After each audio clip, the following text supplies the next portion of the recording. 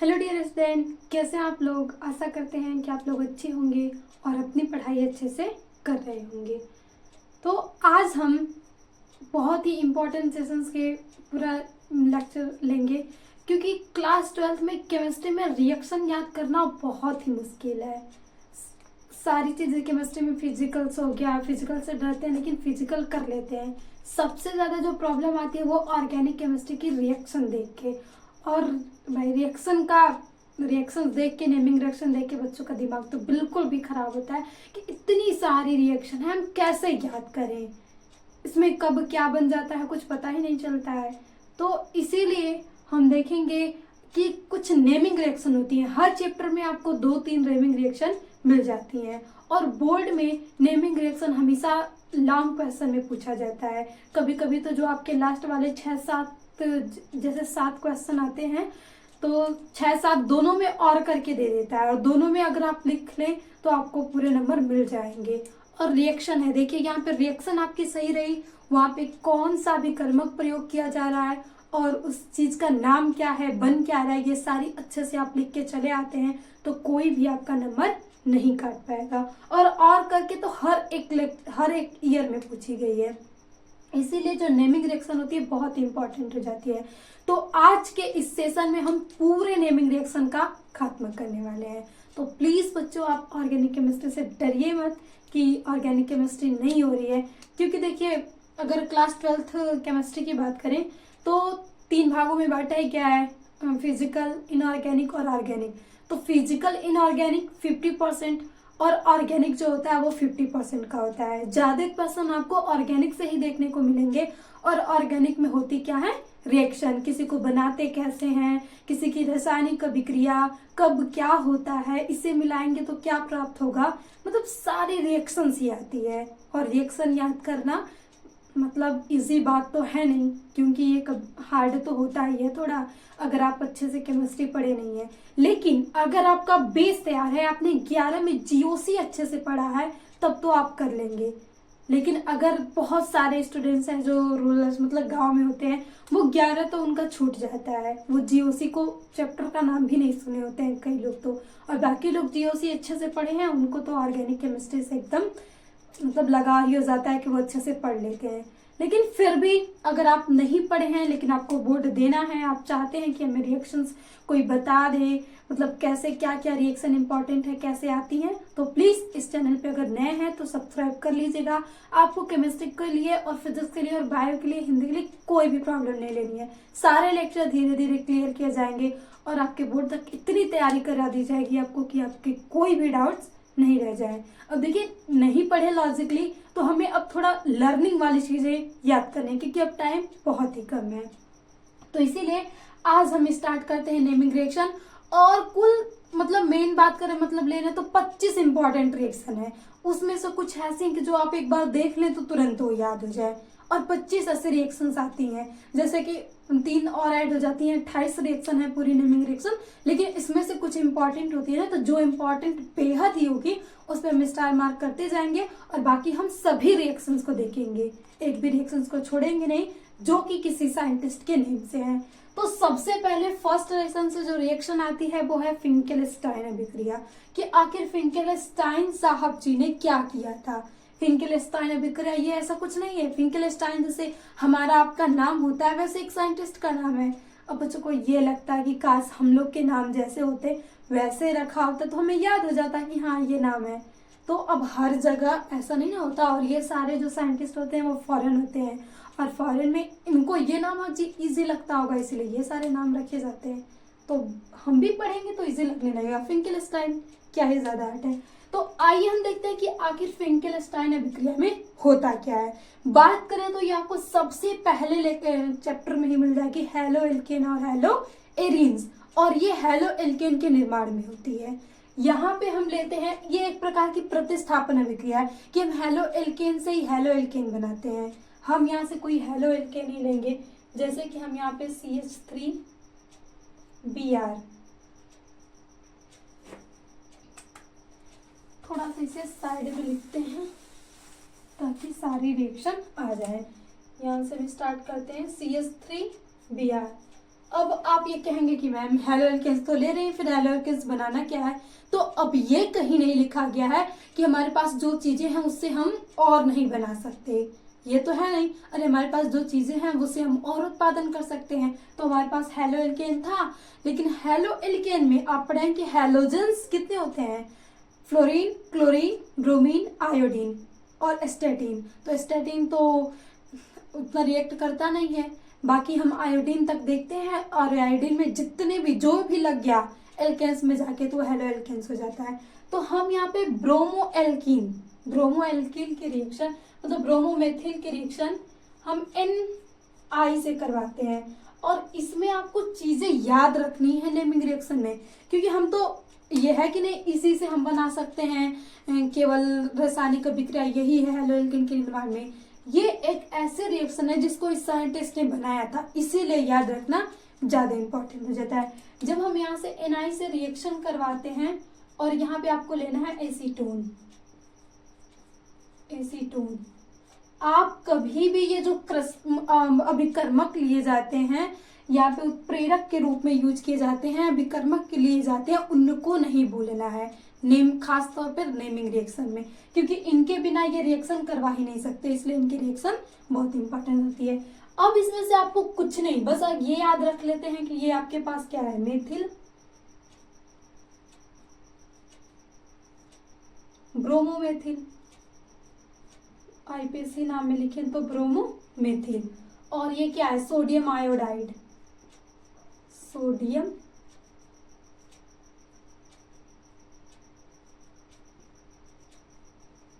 Iodide.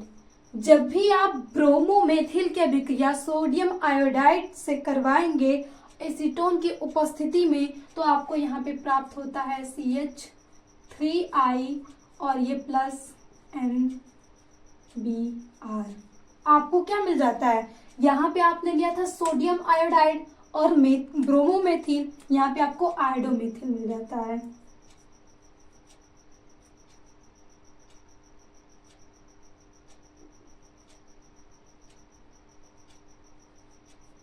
आयोडोमेथिल। इसमें कुछ भी नहीं आपको करना है। अगर आपको थोड़ा सा याद है कि एल्कील जो होता है उस पे पॉजिटिव चार्ज होते हैं, इस पे निगेटिव, यहाँ पे पॉजिटिव, इस पे निगेटिव। अब ये सबसे पहले अगर मैग्नीशियम देखें तो ये अलग हो जाएगा, ये दोनों एक, जब भी हम एक पात्र में रखेंगे तो ये अलग अलग आयनों में टूट जाएंगे। अब ये अलग आयनों में टूट जाते हैं तो ये प्लस इसके साथ चला गया और ये प्लस इसके साथ चला गया, बस इसमें यही रिएक्शन हुई और आयोडोमेथिल का फॉर्मेशन हो गया। और बात करें तो ये एक हेलो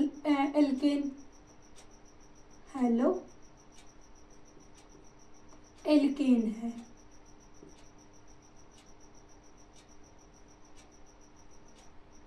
ये एक प्रकार का हमारे पास क्या है, हेलो एल्केन है। तो सबसे पहले इतनी आसान रिएक्शन है कि जब भी हम ब्रोमोमेथिल की रिएक्शन सोडियम आयोडाइड से करवाते हैं एसीटोन की उपस्थिति में, तो हमें प्राप्त क्या होता है, जो यहाँ पे I के साथ है वो CH3 के साथ चला गया, जो यहाँ पे CH3 के साथ था वो Na के साथ चला गया। ये एक प्रकार का प्रतिस्थापन अभिक्रिया हुआ है कि इसकी जगह इसने ले ली, उसकी जगह उसने ले ली, तो इसे आप प्रतिस्थापन अभिक्रिया बोल सकते हैं। देखिए जीओसी में यही चीजें पढ़ाई जाती है कि कितने प्रकार की अभिक्रियाएं होती हैं, प्रतिस्थापन, एलिमिनेशन, न्यूक्लियोफिलिक सब्स्टिट्यूशन, ये सारी रिएक्शन अगर समझ में आती है तो ये जो अभिक्रियाएं हैं कुछ भी नहीं है, अगर आपका वो तैयार है तो।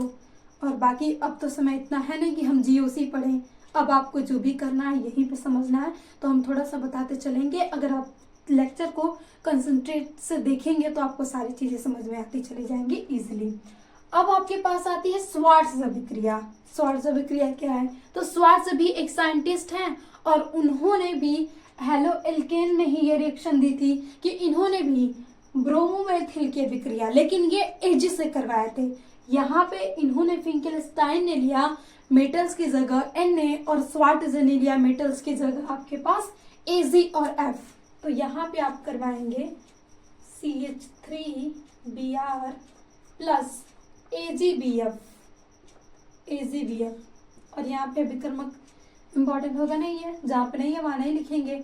अब यहाँ पे क्या होगा, फिर आप वही आयनों में तोड़ेंगे। तो सबसे पहले अगर आप आयनों में तोड़ेंगे तो ये प्लस माइनस और ये प्लस माइनस, अब ये गया इसके साथ, ये गया इसके साथ, तो जब ये इसके साथ जाएगा तो आपके पास बन जाएगा CH3F प्लस AgBr, AgBr। तो कितना आसान है नेमिंग रिएक्शन।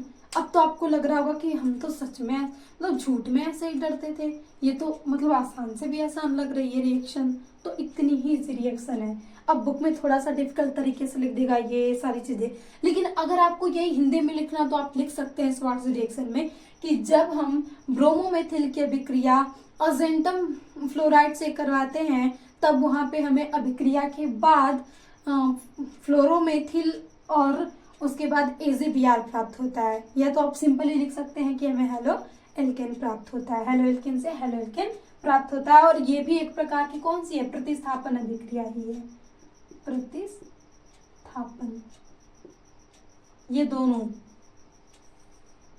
अभिक्रिया प्रतिस्थापन ही है। अब बात करें फ्रीडल क्राफ्ट एल्कीकरण, और देखिए इस रिएक्शन को आप यहां समझ लीजिए कि हम एक बेंजीन रिंग से कैसे एल्कीकरण करवा रहे हैं, तो आप हर जगह इसे करवा सकते हैं, ये आपको हर चैप्टर में मिल जाएगी।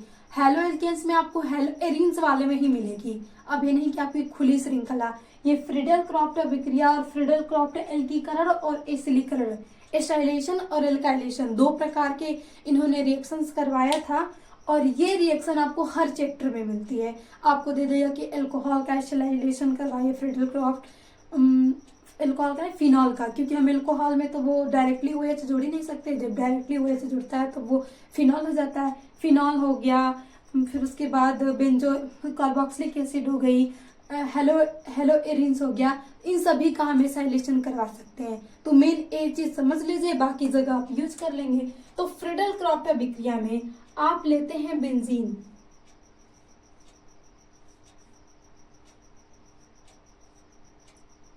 और इसकी अभिक्रिया आप किससे करवाएंगे, यहाँ पे क्या लिखा है, एल्काइलेशन लिखा है, तो आप इसकी अभिक्रिया CH3Cl से करवा देंगे।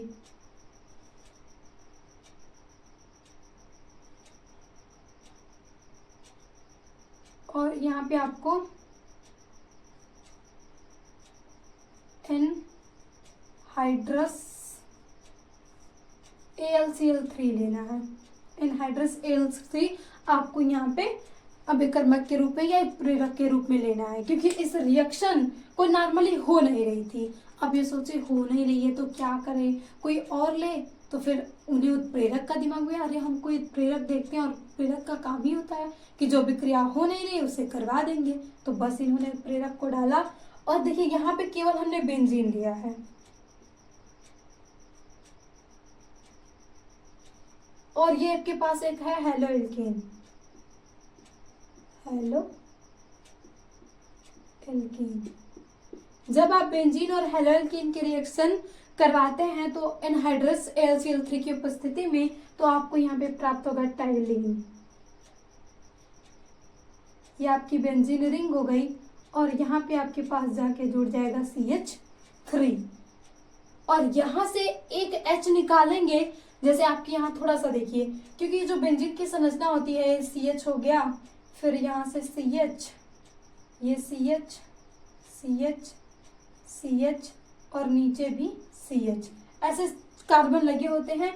और जब हमें डबल बॉन्ड बनाना होता है तो हम इस तरीके से यहाँ पे डबल बॉन्ड का फॉर्मेशन करते चले जाते हैं कार्बन की बैलेंस पूरा करने के लिए।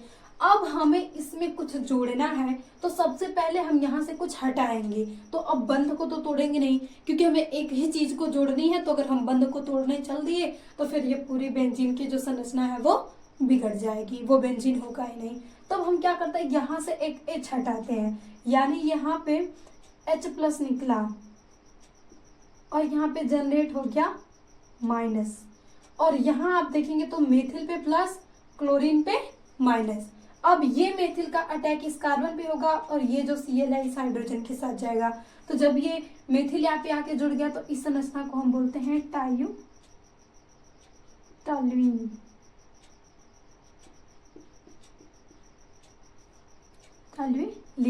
और आप यहाँ पे HCl लिख सकते हैं कि आपको इसमें टॉल्यूइन और HCl का फॉर्मेशन होगा। तो ये आपको यहीं पे OH जोड़ के देगा, तो आप OH को यहीं छोड़ देंगे, CH3 को दूसरे आर्थो पे जोड़ देंगे, Cl यहाँ पे जोड़ दे, फिर आप CH3 को जोड़ देंगे, आर्थो हमेशा आर्थो पे आप जोड़ते चले जाएंगे, लेकिन आपको एल्काइलेशन में CH3 जोड़ना है। अब हम देखते हैं कि फ्रीडल क्राफ्ट एसिलीकरण क्या है।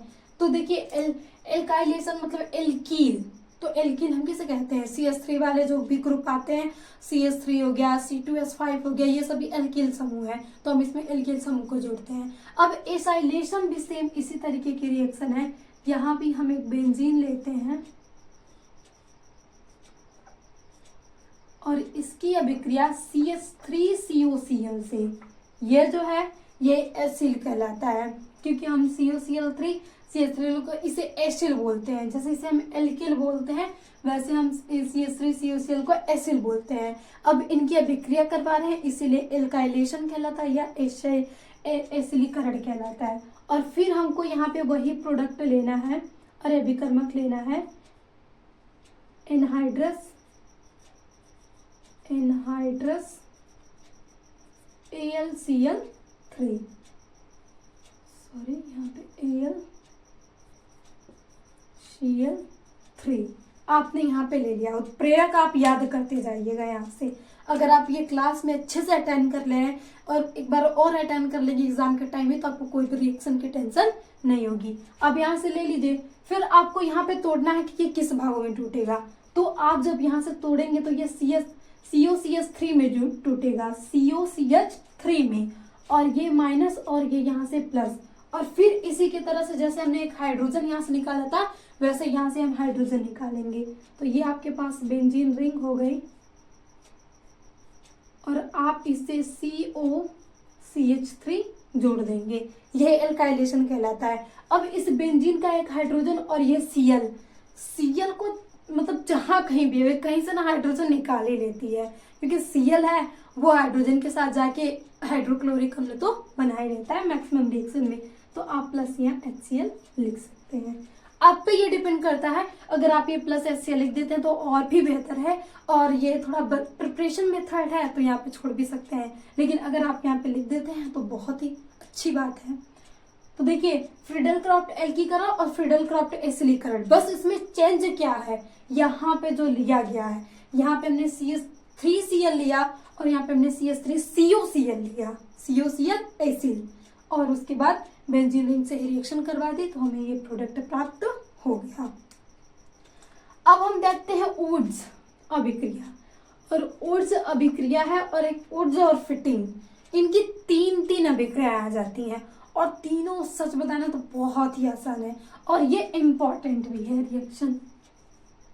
आप इस पे स्टार मार्क लगा लीजिए, क्योंकि इधर की बहुत थोड़ी कम, लेकिन ऊर्ज अभिक्रिया तो पूछी जाती है हर मतलब सेट में।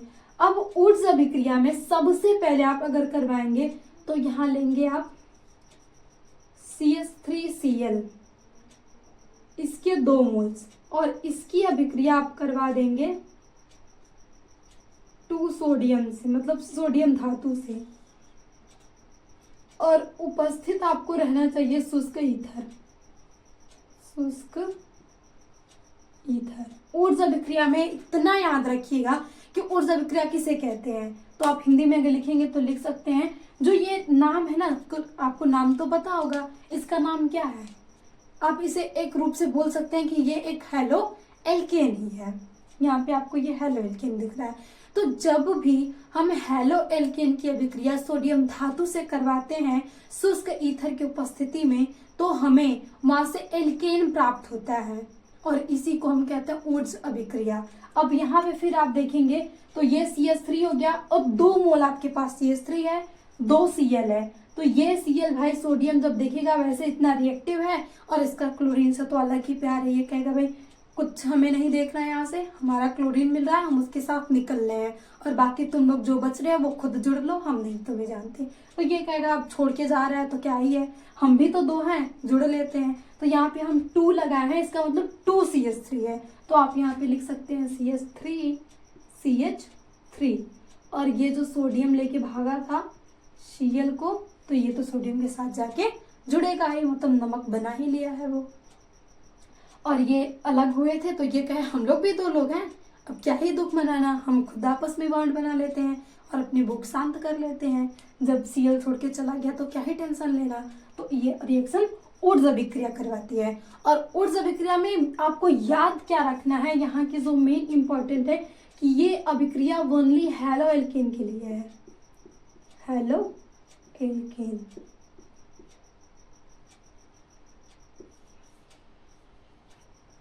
अब आप आ जाइए फिटिक अभिक्रिया किसे कहते हैं। तो फिटिक भी बिल्कुल ऊर्जा अभिक्रिया के जैसे ही है। फिटिक अभिक्रिया में एक चेंज क्या है, यहाँ पे आपको हैलो एरिन लेना है, हैलो एरिन। अब कहीं कोई ऐसा बच्चा तो नहीं है कि वो मतलब ये सोच रहा हो कि ये एल्केन और एरिन क्या होता है। तो उम्मीद करते हैं ऐसा कोई होगा नहीं, क्योंकि अब बोर्ड बहुत पास आने वाला है, मैक्सिमम बच्चे तो पढ़ ही लेंगे। लेकिन ये कहना भी गलत है, क्योंकि सभी बच्चे एक समान तो हो नहीं सकते और हम ये एक्सपेक्ट भी नहीं कर सकते कि सबकी सिचुएशन हो, भाई कोई हो कि वो अब से पढ़ाई स्टार्ट करना हो तो उसको भी समझना है। तो एल्केन में खुली श्रृंखला वाले एल्केन से मतलब CH3 जैसे भी हाइड्रोजन और कार्बन के हो गया, वहां पे कोई हैलोजेंस जाके जुड़ता है तो उसे हम हैलो एल्केन कहते हैं। और एरिन का मतलब होता है कि चक्रीय, जैसे कि बेंजीन रिंग।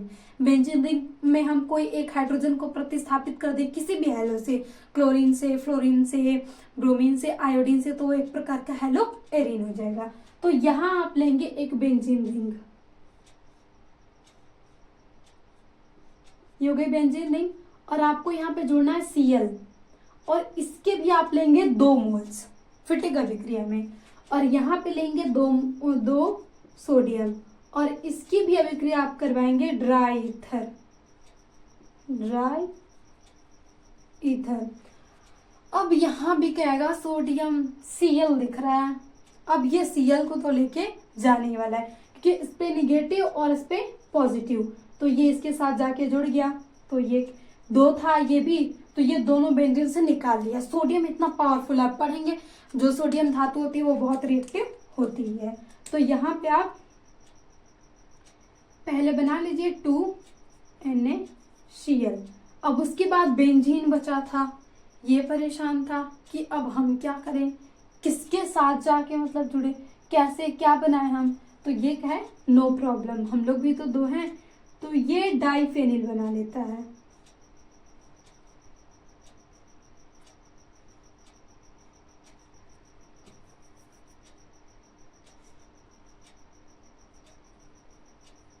थोड़ी सी जगह कम पड़ेगी, एक बंद बनाते हैं और बंद से जाके जुड़ जाते हैं। और यहाँ पे नमक तो निकलेगा ही, 2NaCl, ये क्या हो गया diphenyl.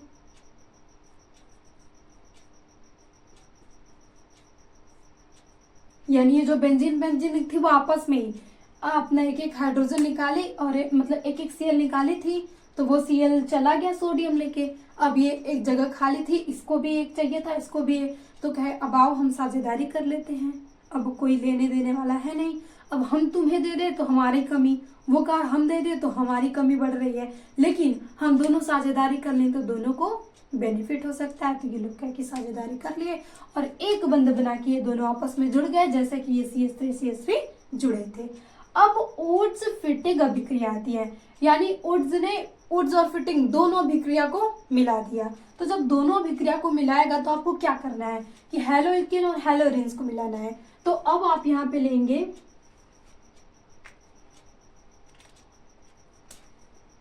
CH3Cl plus benzene ring पे Cl, मतलब एक क्लोरोबेंजीन, और प्लस 2Na। अब इसकी क्रिया आप करवाएंगे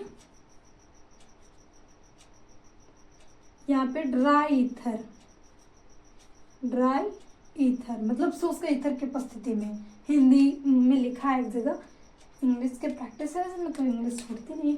अब यहाँ पे आप ये Cl यहाँ से लेगा, ये माइनस ये माइनस, ये दोनों Cl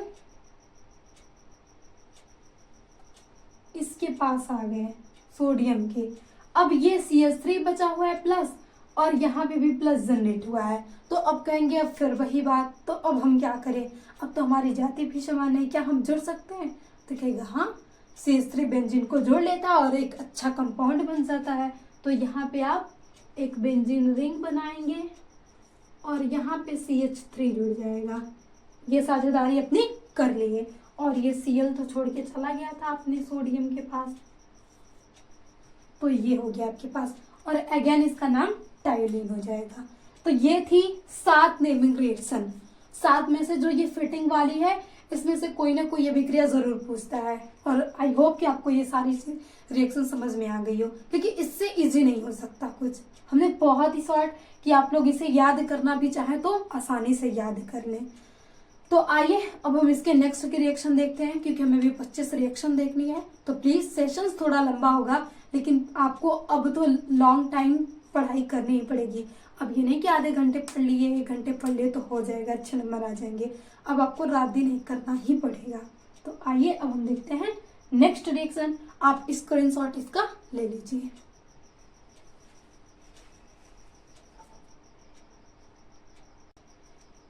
नेक्स्ट रिएक्शन आती है 7 हमने देखा। अब हम देखेंगे कोल्बे अभिक्रिया। कोल्बे भी एक साइंटिस्ट थे। अब कोल्बे ने क्या अपना कारनामा मचाया था कि इनकी अभिक्रिया इतनी अच्छी हो गई जो नेमिंग रिएक्शन से बन गई। तो इन्होंने कुछ तो अच्छा किया होगा, इसीलिए इनका नाम आया। तो अब देखिए कोल्बे अभिक्रिया में हम क्या लेते हैं, ये बात करें किस चैप्टर में आती है, तो अल्कोहल में आती है। यानी हम अल्कोहल फिनॉल ईथर जो चैप्टर है, तो यहाँ पे आपको लेना होता है फिनॉल। ऊपर जब भी बेंजीन से डायरेक्टली OH जुड़ जाए तो उसे हम क्या कहते हैं, फिनॉल कहते हैं। अगर यही फिनॉल CH3COH मतलब CH3OH जुड़ता तो उसे हम फिर अल्कोहल बोल सकते हैं कि एथिल अल्कोहल हो गया। लेकिन जब भी बेंजीन से डायरेक्टली OH ग्रुप जुड़ता है तो उसे हम अल्कोहल न बोल के फिनॉल कहते हैं। क्योंकि बात करें तो हम पढ़ते हैं कि अल्कोहल में जो फंक्शनल ग्रुप होता है वो भी OH होता है और फिनॉल में भी OH।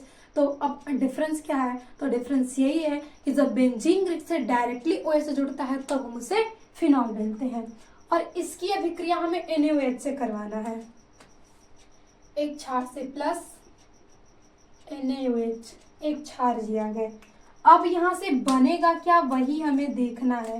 तो यहाँ पे रिएक्शन थोड़ी सी मतलब 2 प्रोसेस में होगी। पहले स्टेप में हम NaOH से रिएक्शन करवाए तो आप एक चीज याद रखिएगा कि ये टूटता है 2 भागों में।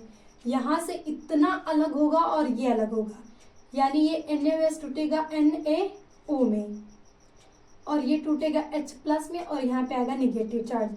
और आपको पता है कि जो OH है वो ऑलरेडी निगेटिव होता है, तो जब ये निगेटिव है तो यहाँ पे जनरेट होगा पॉजिटिव। हटाएंगे तो जब ये निगेटिव हट रहा है तो यहाँ पे पॉजिटिव ही आएगा। तो अब यहाँ पे पॉजिटिव आ रहा है तो ये निगेटिव वाला भाग पूरा का पूरा इससे जुड़ जाएगा और यहाँ से निकलता है जल। थोड़ा सा आप इसको बड़ा करें तो आप -H2O कर सकते हैं, क्योंकि ये H इस OH के साथ जाके बना लेगा जल और वो जल वहां से निकल जाएगा और आपको ये सोडियम ऑक्साइड का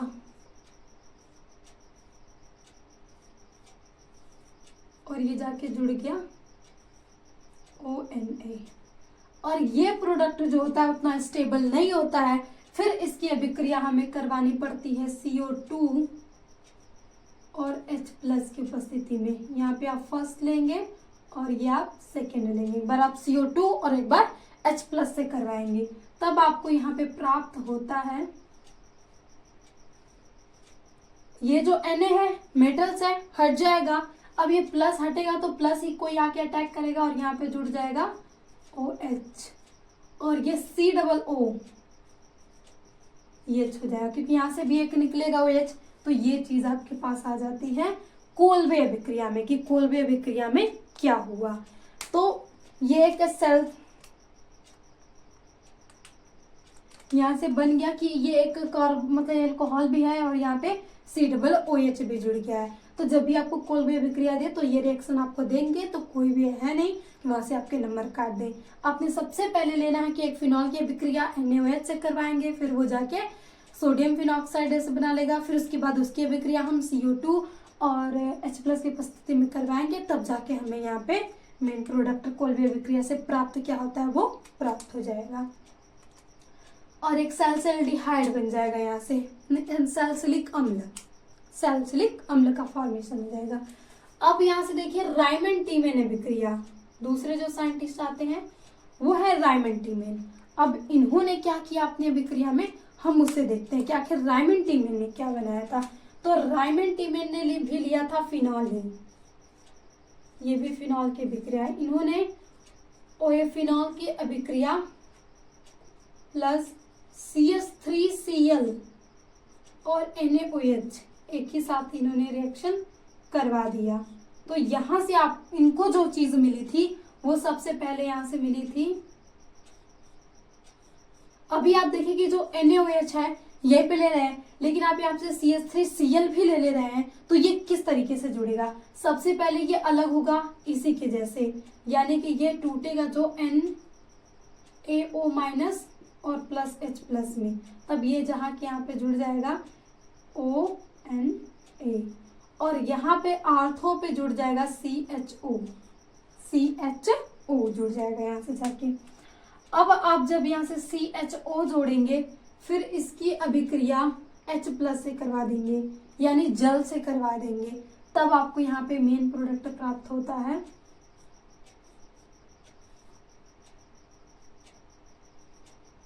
OHCHO। इसका जो नाम है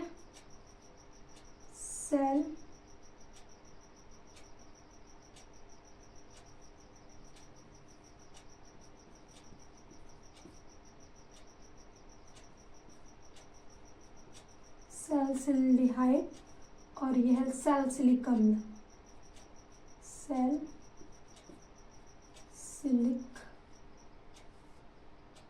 अम्ल। तो आपको कोल्बे अभिक्रिया में सैलिसिलिक एसिड मिला और राइमन टीमेन अभिक्रिया में सैलिसिल्डिहाइड मिला।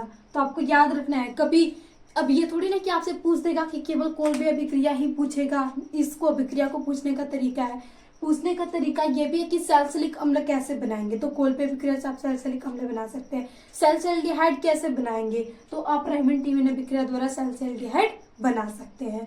तो अब ये दोनों रिएक्शन आई होप समझ में आ गई हो। अब हम नेक्स्ट रिएक्शन पे मूव करते हैं जो है विलियम संश्लेषण। ये तो इजी रिएक्शन है। विलियम संश्लेषण में हमें बनाना है ईथर का, इसका मेन उद्देश्य है बनाना ईथर,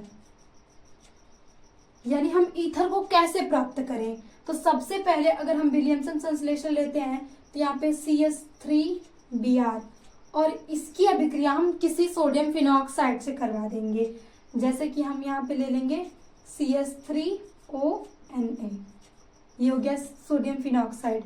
और ईथर का फार्मूला अगर आपको याद होगा कि ROR, और R हम बोलते किसे हैं, CH3 को, तो यहाँ से बनेगा CH3OCH3 और प्लस NBr। तो ये हो गया आपके पास विलियमसन संश्लेषण। आई होप आप लोग को ये समझ में आया हो।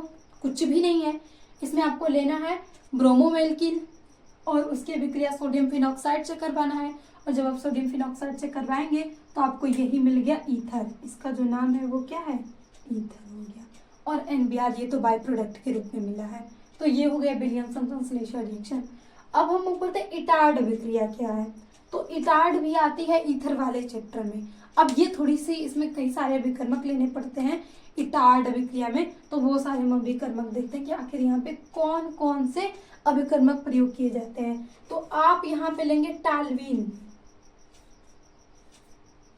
CH3। जब भी टार्ट रिएक्शन दे दे तो हम टाल्वीन की अभिक्रिया CrO2Cl2 से करवाते हैं, मतलब क्रोमिल क्लोराइड से करवाते हैं। अब यहाँ पे आप ले सकते हैं किसकी उपस्थिति, क्रोमिल क्लोराइड की उपस्थिति ले सकते हैं।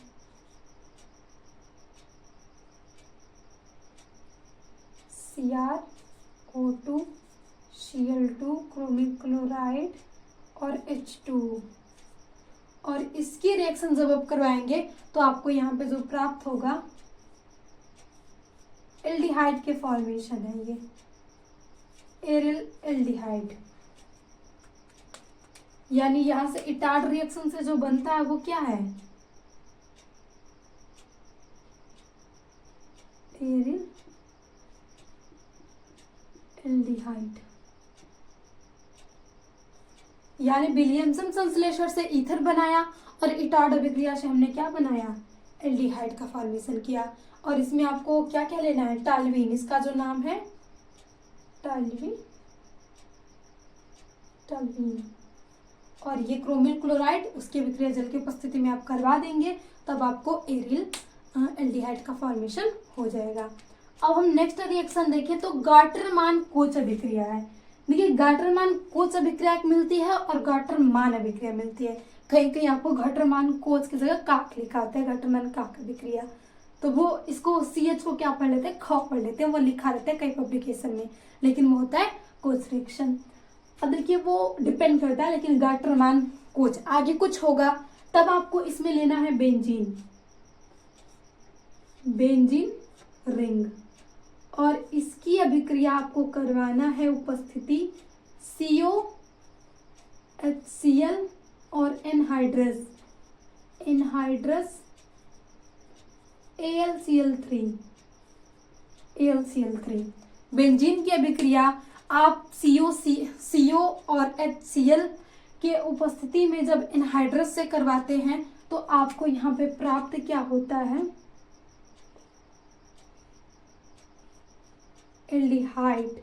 ये भी एक एल्डिहाइड का फॉर्मेशन है। गाटरमान कोच अभिक्रिया एल्डिहाइड देता है, लेकिन अभी केवल गाटरमान आएगा तो वहां पे कुछ चेंज हो चुका होगा। अब हम देखते हैं वेरी इंपॉर्टेंट रोजेनमुंड अभिक्रिया। अब ये रोजेनमुंड अभिक्रिया क्या है, नाम रोजेनमुंड, ये तो भयंकर लग रहा है, इसकी रिएक्शन कुछ बड़ी होगी, समझ में नहीं आएगी, तो ऐसा नहीं है, ये भी रिएक्शंस बहुत ही ईजी है। आप यहाँ से लेते हैं CH3COCl, एक एसिल क्लोराइड लिया आप यहाँ से, और इसकी अभिक्रिया आप करवा देते हैं H2 की उपस्थिति में, PD यूज किया जाएगा उत्प्रेरक की उपस्थिति में, यानी अभिक्रिया ये सामान्यता हो नहीं रही थी। तो अभी सामान्यता हो नहीं रही थी तो साइंटिस्ट कहे चलो अब तुम्हारे पास ये प्रॉब्लम है कि समानता नहीं हो रही हो, तो अब ये नहीं कि छुटकारा मिल जाएगा कि अब हमें छोड़ देगा, हम यहाँ पे यूज करेंगे उत्प्रेरक और हम इस अभिक्रिया को पूरा करवा के ही छोड़ेंगे। और यहाँ पे इन्होंने एक ले लिया BSO4, एक सल्फेट, बेरियम का सल्फेट। अब इसके रिएक्शंस करवाते हैं तो आपको मिलता है CH3 डबल बॉन्ड OH। अब ये इस तरीके से लिख दिया हमने तो आपके दिमाग में ये क्या ही लिख दिया, अरे ये एक एल्डिहाइड ही है। अगर आप इसको ऐसे न लिख के हम इसको CH3CHO भी लिख सकते हैं, और यहाँ से भी फॉर्मेशन किसका हुआ, एल्डिहाइड का फॉर्मेशन हुआ। तो देखिए नेमिंग रिएक्शन में एल्डिहाइड बहुत छाई हुई है, कई सारे साइंटिस्टों ने एल्डिहाइड बनाया है, तो याद कर ले कि यहाँ से भी आपको क्या मिला। लेकिन यहाँ पे एल्कील गाटरमान कोच अभिक्रिया से एरिल हाइलाइड, इटार्ड अभिक्रिया से एरिल एल्डिहाइड, लेकिन यहाँ पे आपको मिलेगा एल्कील एल्डिहाइड,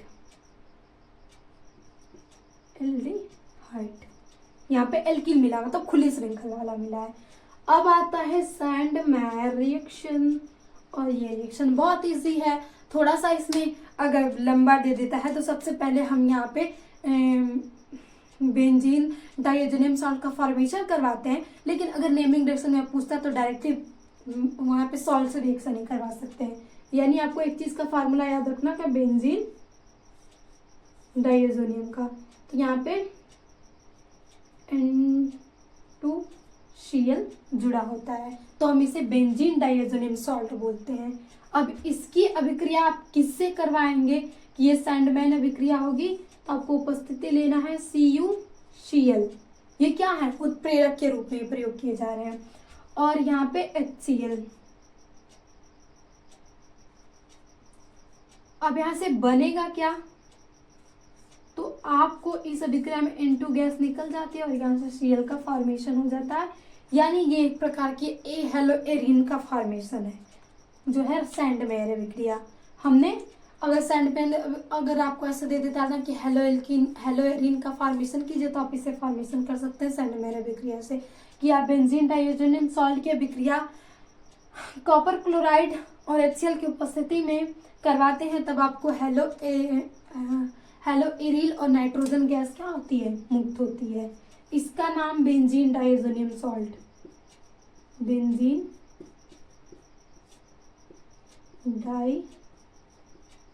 डाइएजोनियम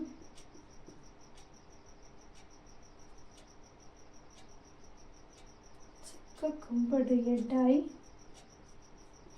डाइएजोनियम लवण, ये हो गया आपके पास इसका नाम, और इसका नाम तो आपको पता ही होगा। अब आती है गाटरमान रिएक्शन कि आखिर गाटरमान रिएक्शन क्या है। गाटरमान कुछ रिएक्शन से आपने एल्डिहाइड बनाया, लेकिन गाटरमान अभिक्रिया से आपको यहाँ पे चेंज हो जाता है कि गाटरमान अभिक्रिया में ये इस जैसे सेंडमेयर ने करवाया था तो ये भी इन्होंने लिया था बेंजीन डाइएजोनियम सॉल्ट ही, और इसकी अभिक्रिया इन्होंने भी करवाया था कॉपर और HCl की उपस्थिति में। तो जब यहाँ पे बेंजीन डाइएजोनियम सॉल्ट है तो फॉर्मेशन यहाँ पे वही होगा।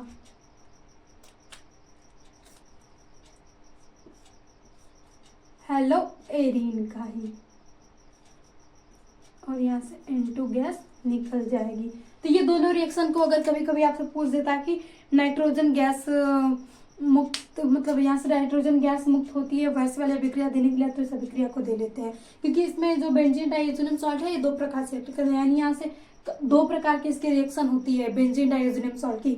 एक में N2 गैस पूरा लीव कर जाता है और एक में N2 रहता है, मतलब नाइट्रोजन उपस्थित रहता है, और एक में नाइट्रोजन पूरा ही निकल जाता है। तो ये हो गई और नेमिंग रिएक्शन, और एक दो नेमिंग रिएक्शन और बची हैं। तो आइए वो मुझे देखते हैं। आप इसका स्क्रीनशॉट ले लीजिए, और आपको जहां पे भी डाउट लगे तो प्लीज वहां पे आप मतलब कमेंट बॉक्स में लिख दीजिएगा, हम उस डाउट को क्लियर कर देंगे। तो बाकी नेक्स्ट जो बची है उन्हें हम देखते हैं। स्क्रीन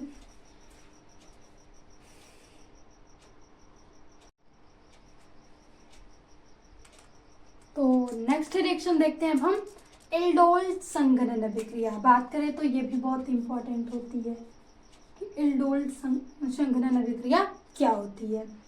अब एल्डोल संघनन में आपको एक चीज याद रखनी है कि ये एल्डिहाइड के चैप्टर की रिएक्शन है, और आपको इसमें एक ऐसी एल्डिहाइड लेना है कि जिसमें बीटा हाइड्रोजन उपस्थित, मतलब अल्फा हाइड्रोजन उपस्थित हो।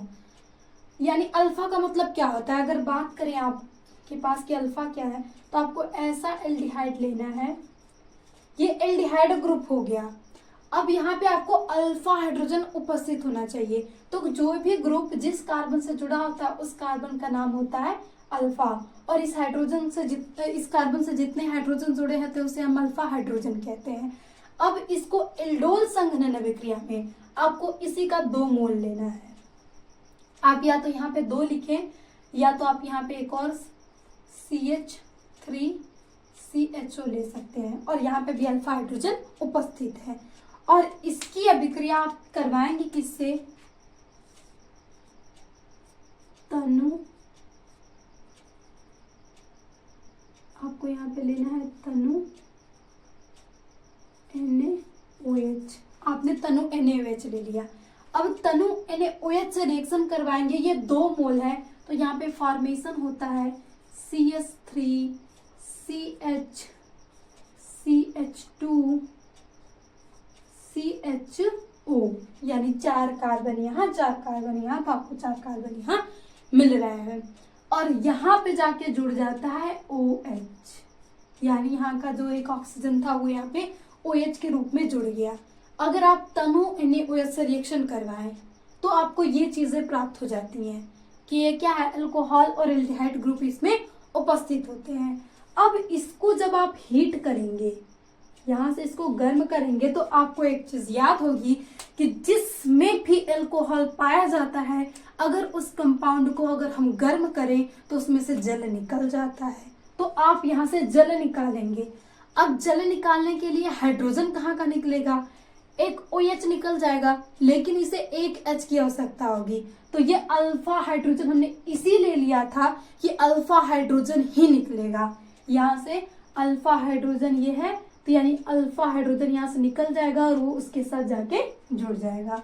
तो यहाँ पे बनता है CH3CH डबल बॉन्ड, यानी ये OH टूट रहा है और यहाँ से एक हाइड्रोजन जा रहा है, तो इसकी वैलेंसी खाली होने की वजह से यहाँ से डबल बॉन्ड आ जाता है और यहाँ पे हम CHO जोड़ देते हैं और आपको अल्कोहल से क्या मिल जाता है, एक एल्कीन मिल जाता है, डबल बॉन्ड का फॉर्मेशन हो जाता है।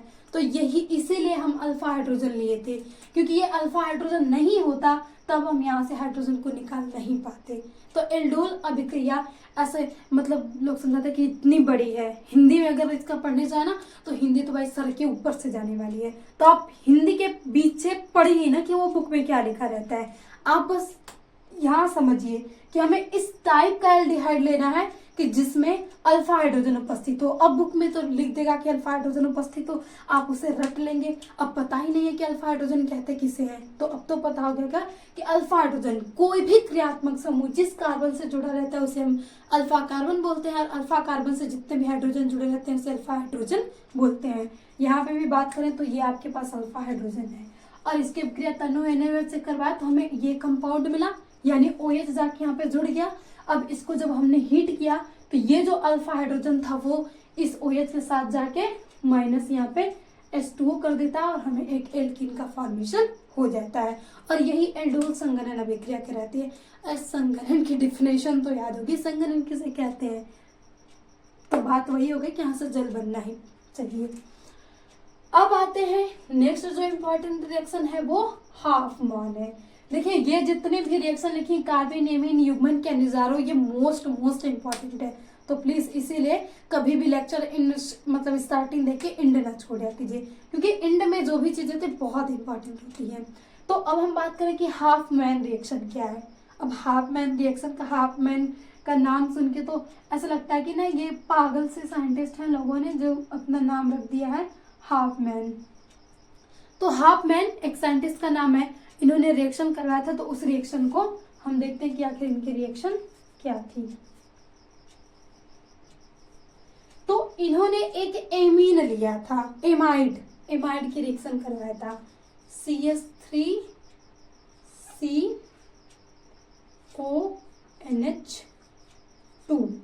आप ऐसे भी लिख सकते हैं, अगर आपको इसको बंध की प्रकृति के जैसे लिखना है तो आप इसको बंध की प्रकृति एक बार मिटा के बता दें। तो ये कैसे जुड़ा है, तो ये जुड़ा रहता है C, यहाँ पे CH3, तो आप देखिए डर मत जाएगा कि ये क्या ही आ गया, यहाँ पे जुड़ेगा NH2 और ये डबल बॉन्ड O। तो उसी संरचना को हमने इस तरीके से लिख दिया है।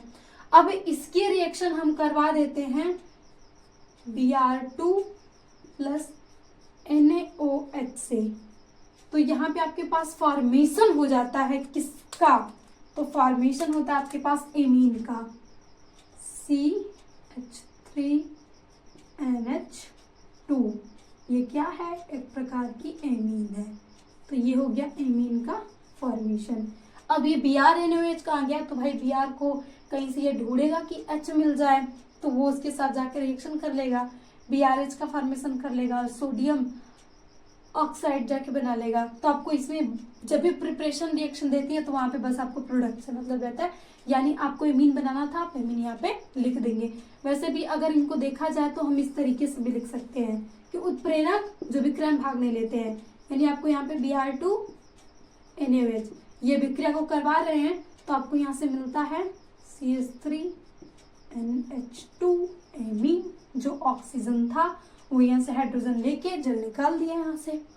ये थी रिएक्शन हाफमैन रिएक्शन की। हाफमैन रिएक्शन में याद रखना कि आप एमाइड की रिएक्शन ब्रोमीन और NaOH की उपस्थिति में करवाते हैं तो आपको एमीन प्राप्त होता है। इतनी हिंदी में लिख के इस रिएक्शन को आप लिख सकते हैं। ये रिएक्शन याद है तो हिंदी बनाना तो यूं ही बना लेंगे। अब हिंदी रट लिए तो रिएक्शन वहां से बनाने में थोड़ी प्रॉब्लम हो सकती है कि रटने से, और इस रिएक्शन को समझ के तो हिंदी आप चाहे जितना बना ले।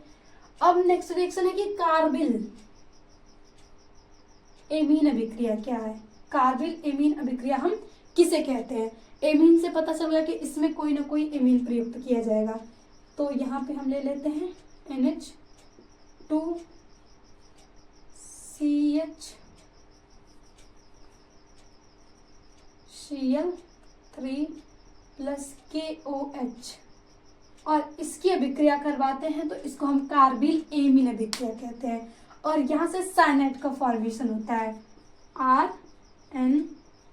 C+3KCl और +3H2O, ये बनता है आपके पास कार्बिल एमिन अभिक्रिया में। NC, ये जो यहाँ से हाइड्रोजन है वो हाइड्रोजन, ये हाइड्रोजन इस ऑक्सीजन को लिया और बना लिया जल, और यहाँ से जो ये K था वो इसका 3 यूज किया, वो बना लिया KCl। अब ये जो कार्बन बचा था ये इस N के साथ जाके जुड़ के साइनाइड बना लेता है और इसे ही हम कार्बिल एमिन अभिक्रिया कहते हैं। यही कार्बिल एमिन है और यहाँ से आपको एक साइनाइड प्राप्त होगा, आइसोसाइनाइड। CN को साइनाइड बोलते हैं, इसको आप बोल सकते हैं एल्किल आइसोसाइनाइड।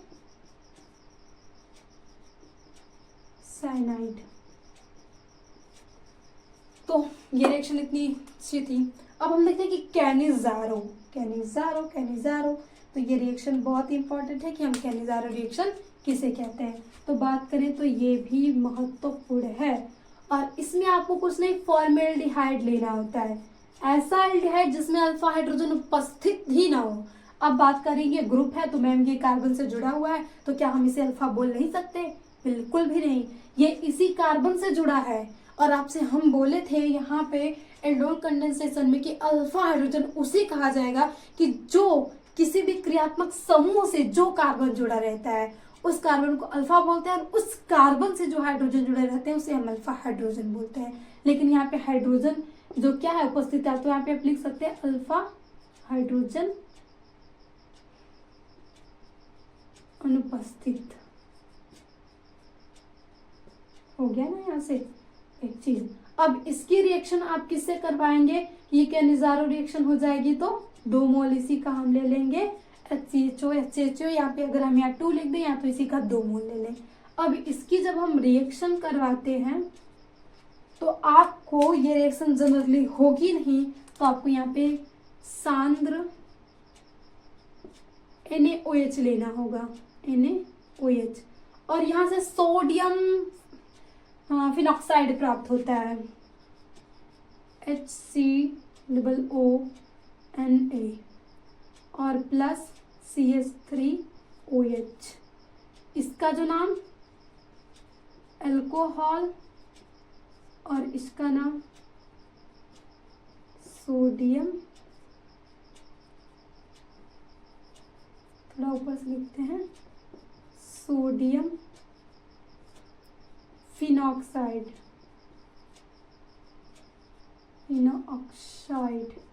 ये इसका नाम हो गया और ये इसका नाम। जब भी आप अल्फा हाइड्रोजन अनुपस्थित अभिक्रिया, यानी सिंपल ये बोले या तो सिंपल बोल सकते हैं कि आप जब भी फॉर्मेल्डिहाइड की अभिक्रिया सांद्र NaOH की उपस्थिति में करवाते हैं तो आपको अल्कोहल और सोडियम फिनॉक्साइड प्राप्त होता है, जिसे हम कैनिज़ारो अभिक्रिया कहते हैं। अब नेक्स्ट जो इम्पोर्टेंट रिएक्शन है वो युग्मन अभिक्रिया, और ये भी बहुत ही इम्पोर्टेंट अभिक्रिया है कि आखिर हम युग्मन अभिक्रिया बोलते किसे हैं। तो देखिए युग्मन अभिक्रिया में हम प्रयुक्त तो करते हैं क्या, बेंजीन डाइएजोनियम सॉल्ट। इसमें यहाँ पे प्लस चार्ज और यहाँ पे निगेटिव चार्ज, ये तो आप भूले नहीं होंगे। और एक आप लेंगे फिनॉल, यहाँ से OH फिनॉल, यहाँ पे तो H है ही। अब ये अगर इसकी रिएक्शन करवा देते हैं, नीचे लिखते हैं, ठीक, इसकी रिएक्शन जो हो रही है OH माने उपस्थिति या जल की उपस्थिति में, तो यहाँ से आपको प्राप्त क्या होता है, युग्मन अभिक्रिया। युग्मन से पता चल रहा है कि इसमें 2 किसी का जुड़ा होगा, तभी हम युग्मन बोलते हैं। किसी 2 समान चीज अगर मिलते हैं तो उसे हम युग्म बोलते हैं, एक युग्म बोलते हैं। यानी इसमें युग्म मतलब का कि ये बेंजीन रिंग जाके जुड़ जाएंगी आपस में, वो भी नाइट्रोजन बनने के द्वारा। तो यहाँ से जो बनता है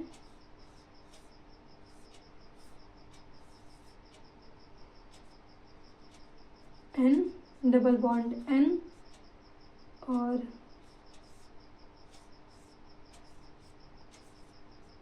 OH, इसी का फॉर्मेशन होता है और इसी को हम युग्मन अभिक्रिया कहते हैं। यानी ये दोनों जाके एक युग्म में जुड़ गए तो इसे हमने युग्मन अभिक्रिया कहा। निकला क्या यहाँ से H और Cl, HCl माइनस कर सकते हैं यहाँ से, माइनस HCl यहाँ से निकल गया है और बन गया आपके पास युग्मन अभिक्रिया। तो ये थी इम्पोर्टेंट रिएक्शन। तो इस सेशंस के बाद आपको नेमिंग रिएक्शन की तो बिल्कुल भी फिक्र नहीं होगी। एक दो बार इस रिएक्शन को मतलब इस सेशंस को अच्छे से देख लीजिए, नेमिंग रिएक्शन की सारी प्रॉब्लम सॉल्व। तो आई होप आपको ये सेशंस अच्छा लगा हो और आपकी सारी रिएक्शंस तैयार हो गई हो और आपको अब लग रहा होगा कि रिएक्शन तो बहुत ईजी होती है, हम ऐसे ही डर रहे थे। तो थैंक यू और मिलते हैं नेक्स्ट सेशन में एक और नेक्स्ट धमाकेदार वीडियो के साथ। तो प्लीज़ आप अगर इस चैनल पे नए आए हैं क्लिक करके तो आप चैनल को सब्सक्राइब करके बेल आइकन को जरूर दबा लीजिएगा ताकि आपको अगले नेक्स्ट क्लास का नोटिफिकेशन टाइम पे मिले और आप उसे पढ़ सकें। तो अगेन थैंक यू, मिलते हैं नेक्स्ट सेशन में।